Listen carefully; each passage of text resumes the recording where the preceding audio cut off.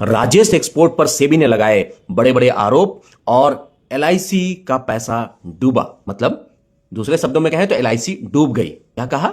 LIC डूब गई। LIC चल रही है क्या? अरे एलआईसी तो 2023 में ही डूब गई थी, जब हिंडनबर्ग की रिपोर्ट आई थी और अडानी का शेयर क्रैश किया था।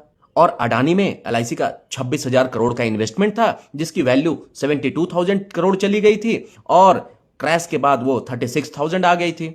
एलआईसी तभी तो डूब गई थी ना। आइए पूरा समझते हैं कि इसका पॉलिसी होल्डर पर क्या इंपैक्ट पड़ेगा। 2023 में भी एलआईसी नहीं डूबी थी जब हिंडनबर्ग का रिपोर्ट आया था, और आज का जो रिपोर्ट है, आज भी राजेश एक्सपोर्ट के ऊपर एलिगेशंस तो लगे हैं, लेकिन राजेश एक्सपोर्ट में एलआईसी का जो इन्वेस्टमेंट है सिर्फ 340 करोड़ का है। 340 करोड़ रुपए का इन्वेस्टमेंट है, जबकि एलआईसी का टोटल एयूएम जो है वह 57 लाख करोड़ रुपए का है। और उसमें से भी 75% पैसे एलआईसी फिक्स्ड एसेट में लगाती है, जहां से रेगुलर और गारंटीड इनकम आ सके, जैसे पंचवर्षीय योजनाएं, इरिगेशन, बुलेट ट्रेन के प्रोजेक्ट्स हो गए, पुल बन रहे हैं, सड़कें बन रही हैं, गवर्नमेंट के अलग अलग प्रोजेक्ट हैं जहां से एलआईसी को रेगुलर और फिक्स इनकम आता है। 75% इन्वेस्टमेंट तो वहां है।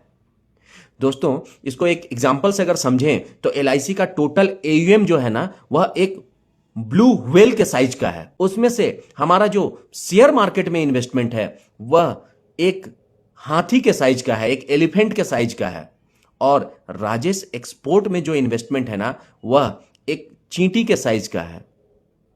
मतलब अगर आपके पॉकेट में 1 लाख रुपए हैं और किसी कारण से आपके 10 रुपए गिर जाएं, तो क्या आप बर्बाद हो गए? क्या आप नुकसान में चले गए? क्या आप डूब गए? क्या ऐसी ही अफवाहें तो फैलाई जा रही हैं।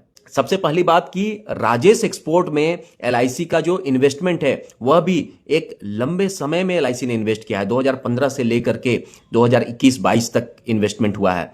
ऐसा नहीं है कि केवल ऑल टाइम पिक पर राजेश एक्सपोर्ट में एलआईसी ने इन्वेस्ट कर दिया और नुकसान हो गई और आज एलआईसी उसको बेच भी नहीं रही है। अगर आप लॉस को काउंट भी करेंगे तो वह नॉशनल लॉस है, एलआईसी बुक नहीं करने जा रही है। और शेयर मार्केट के कोई भी ऐसे प्लेयर नहीं है, कोई भी ऐसी बड़ी कंपनी नहीं है जिसमें एलआईसी का इन्वेस्टमेंट ना हो। तो कोई भी कंपनी अगर कोई भी कंपनी में नुकसान होगा, डूबेगी या शेयर के प्राइस नीचे जाएंगे, इसका मतलब एलआईसी डूब गई। कुछ तो अपना दिमाग लगाओ यारो। एलआईसी से जुड़े हो तो वीडियो को शेयर करो।